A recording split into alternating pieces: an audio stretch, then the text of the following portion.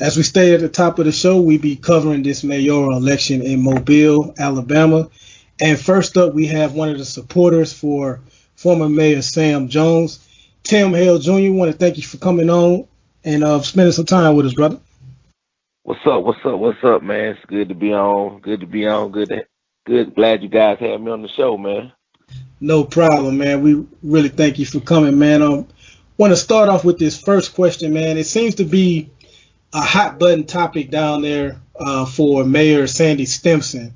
And for the non-Mobile listeners, he was connected to a group called Comic Cowboys that participates in Mardi Gras parades down there. And they usually push the envelope on racial jokes. And this year, many people felt like they crossed the line. Stimpson was, a part of this organization. Why wasn't him resigning not good enough for some of the Sam Jones supporters and some of the citizens in Mobile? It seems like that wasn't enough. Did he resign in time? Should he have known more about this organization? Or should he be given credit for saying, hey, they crossed the line and I'm stepping away? How do you see that whole situation with him? Man, first of all, the Comic Cowboy has been around since the 1800s. So him not knowing what they're about is crazy. He stated in his own speech that some friends of his told him that he needs to join that organization to get to meet some people that he normally wouldn't get a chance to meet. And, if you join an organization, you have to see what the organization's about. Organizations that do parades, they have a float party. And when they have a float party, you get to view all the floats before they get to roll down the street. If you join an organization and you pay dues to that organization, that means you have access to all the literature about the organization, all the behind-the-scenes things about the organization. So before the things hit the street, he had to already have seen them and know what was going on.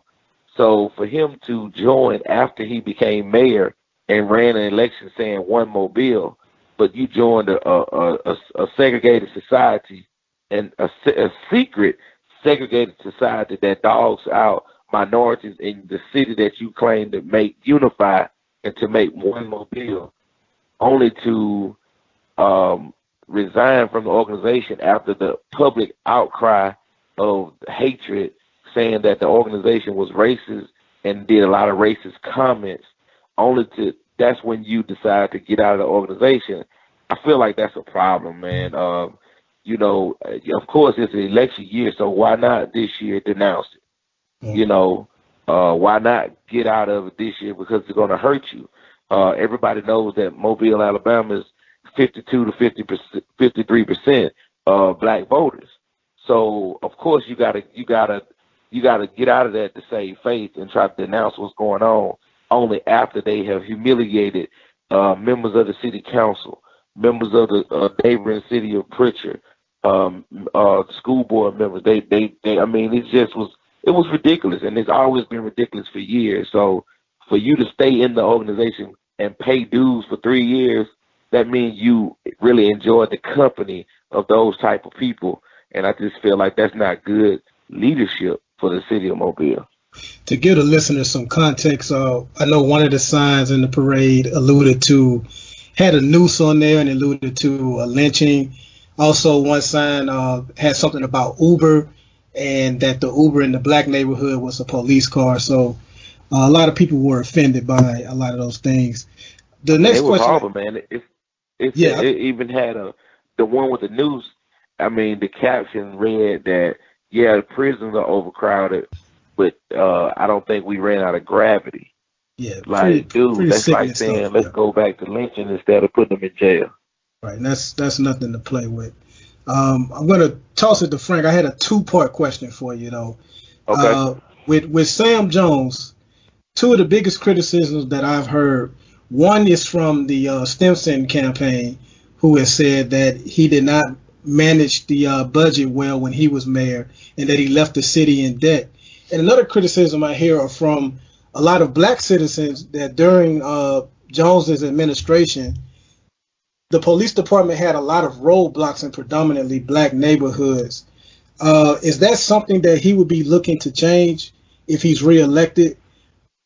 And how does he respond to the whole mismanaging of the money when he was in office and alleging that the city was left in debt?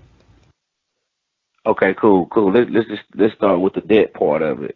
Um, if you know, during Sam Jones' time as mayor, United States was in the worst economic crisis that it had ever been in, and so I mean we were headed back toward the Great Depression.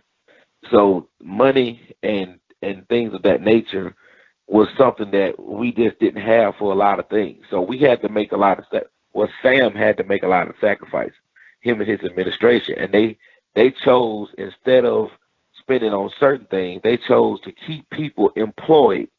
They chose to keep people employed and make provisions for when the economy turned around, that they would have those provisions in place that would dump the money that was needed back into the budget. Now they did that. That's not saying that they depleted the budget. See, when they say that Sam mismanaged money, they saying that he didn't spend it on certain things that they felt like he should have spent it on, such as they like to say, oh, he didn't do this for infrastructure, or he didn't do this. If I was in, I would have did it this way. Well, if everybody was in office, they would have did it their way anyway. So if you're the mayor, you do it your way. But see, Sam made provisions when they brought in Airbus and all that stuff. They knew that when the first plane flew from Brooklyn Field, it changed the tax base. They knew that once they annexed Timmons Corner and the Schillinger area, it changed the tax base. So once that came through, the money would go back to where they needed to go once the economy came. Once Obama got in office, the economy took a turn. And so the only problem with that plan was it was going to take time, and Sam did not win the last election.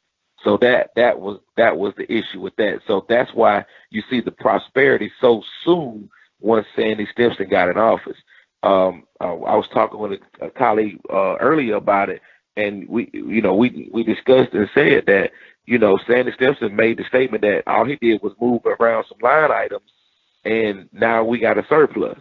So if we're broke, if the city was broke and in the deficit, and you move around line items, that means you had the money, you just moved it around. So that means you couldn't have been broke, because if I'm broke, I can't call Regions Bank and move nobody's money because it ain't there. So how can you move money that's not there? So when they use that, I think that's a PR term to say broke.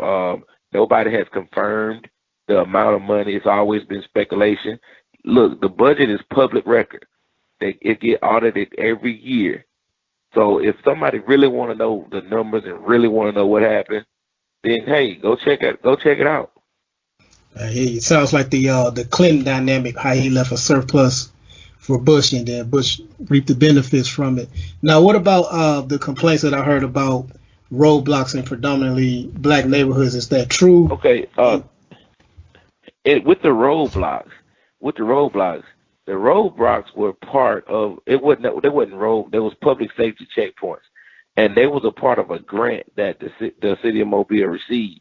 And in that grant, there was no way for them to target black neighborhoods because that would have been illegal. Mm-hmm. You know what I'm saying? So if he did something illegal like that, he'd have been in jail. And if all of the results of the road or the public checkpoints are public records. They're public records. And if you look at those records, it will show that there were more tickets given in west part of Mobile, than in the urban areas. Okay. So, or considered the predominantly black neighborhoods. So the roadblocks were consistent around the city. So people, I mean, I guess it was more heartfelt, and it was outspoken in the predominantly black neighborhoods because, hey, a lot of times they don't, what I'm saying, they don't want to deal with the police anyway. Right. And they gonna have an outcry because they've been oppressed by the police, not because they just doing something wrong, but in a lot of cases they have been profiled by the police. So police interactions with them are never taken well. Now, if you really look at it, it's a situation where public perception is everything, and if you take something like that, I mean, people take it and run with it, Mhm. and he just needs to do a better PR job at letting people know, hey, this is going on all over the state. It's not just in this neighborhood. So I think, if he's elected again, and I think that grant is run out anyway, but if he's elected again, he just had to do a better job at the PR part of that. That's fair. Yeah, hey Tim, this is Frank. I have a question for you. You put out a lot of really, really good facts that I think is important going into an election. Now, one of the things that I've seen kind of going around social media is the perception that the Jones campaign or the Jones supporters maybe of the campaign are engaging in things that are not necessarily factual, but maybe potentially just saying, hey, what Sandy Simpson isn't doing, what he's not going to do. And I wonder, is there a concern from the actual campaign that the messages about, say coming after Sandy Simpson is that's fine and it feels good to maybe come after your opponent, but it's always more important, as you said, to mention like what you've done. You talked about Airbus, you talked about the getting through those tough times economically. Are you concerned, or do you feel like the campaign is concerned about any message from supporters overriding the overall message of the campaign of what Sam Jones is doing from a factual standpoint? Man, that's a great question, man. If you think about it, dude, social media loves things that are controversial. If you put a bunch of facts on social media and the truth, it won't get a lot of likes. But if you put something on there controversial, it's gonna get shared, it's gonna get liked, and it's gonna spark conversation and things of that nature. If you're looking for the things that Sam is gonna do, he's always said that he's gonna continue to do what he has done. That's build relationships and that's grow the city. Sam Jones personally has grown the city more than any other mayor in the last, I would say, in my opinion, the last 50 years. He was the only person to annex Mobile and bring in a bigger tax base. The McGowan Park area, that project, the annexation of the Schillingers Road, all that kind of stuff. He did those things. The negotiation of ThyssenKrupp, BAE, Airbus, all those things, that's under Sam Jones. And so when you look at the facts and things that are going on, everything that you've seen in Sandy Simpson's first 2 years and even continuing were benefits of the things that Sam Jones has already done. So when you're looking at the facts of what Sam has done and will do and will continue to do, then all you got to do is just look at what Sandy Simpson is trying to take credit for, and he cannot take credit for, because if you look at the plans, like even Mardi Gras Park, that was Sam Jones's idea, and he had the plans already done, and Sandy Simpson threw away the plans for that, and now he's trying to make it into like a flea market or something like that. So we were supposed to have a Las Vegas style water fountain with the music and all that stuff. It was going to be an attraction for the city of Mobile.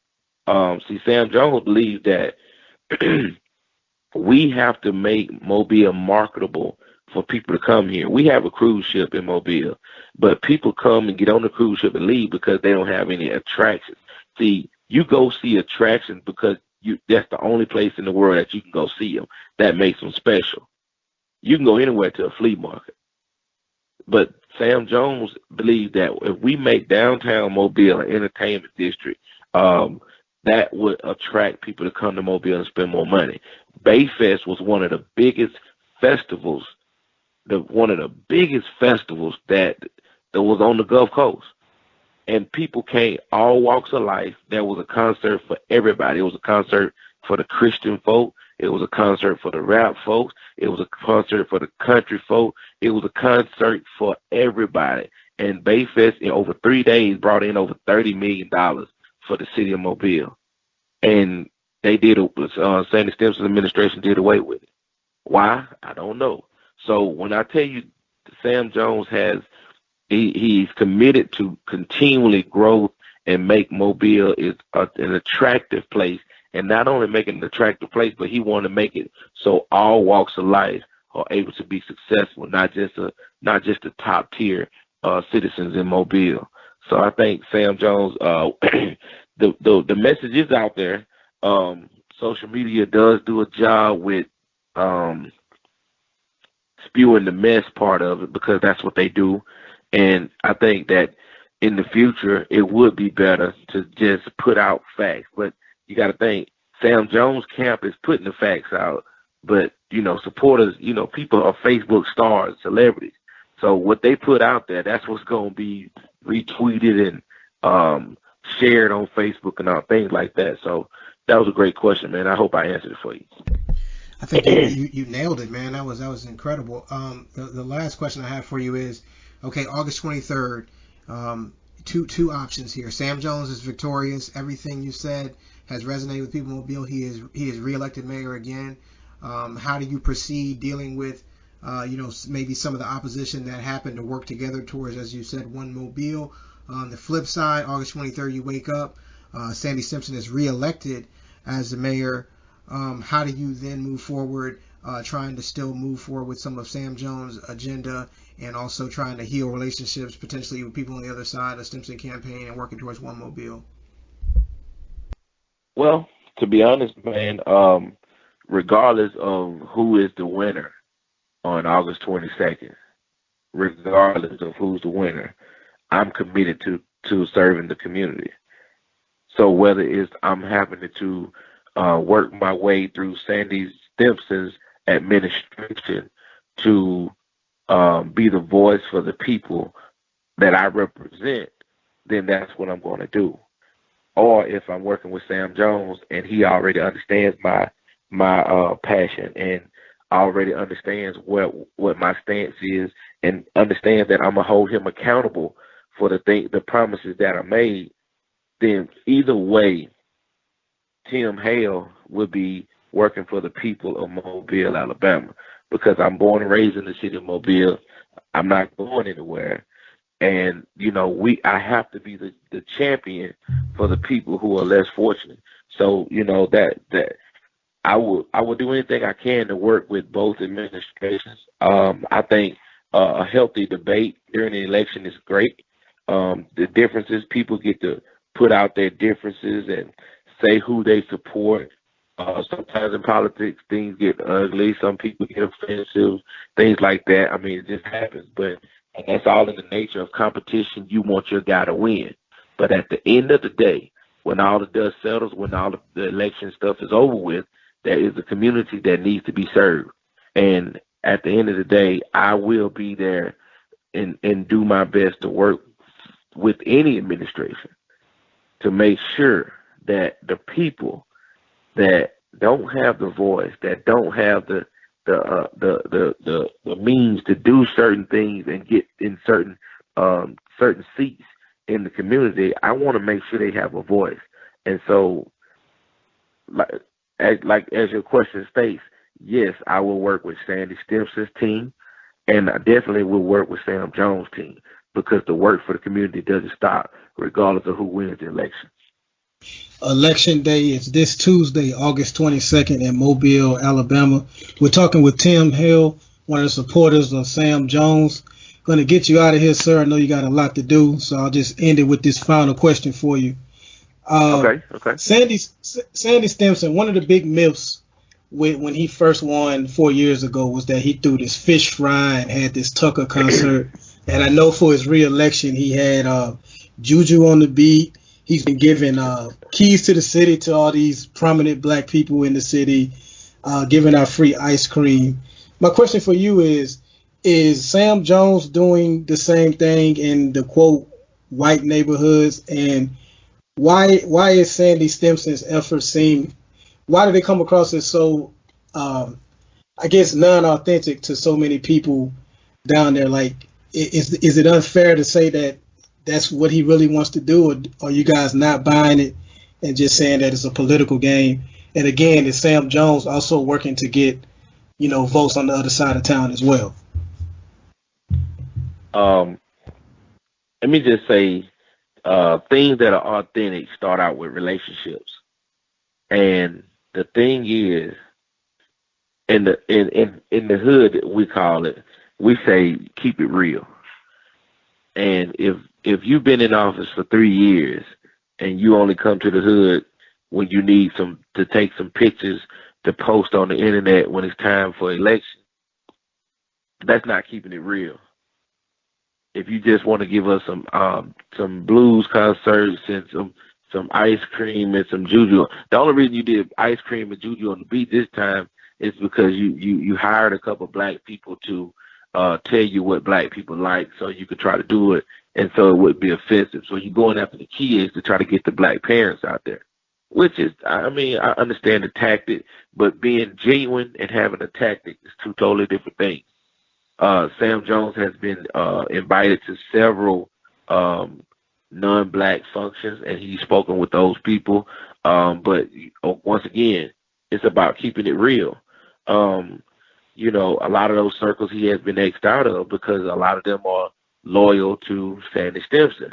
But he's constantly working with everybody. See, you got to realize Sam Jones in the military was diversity, worked in diversity.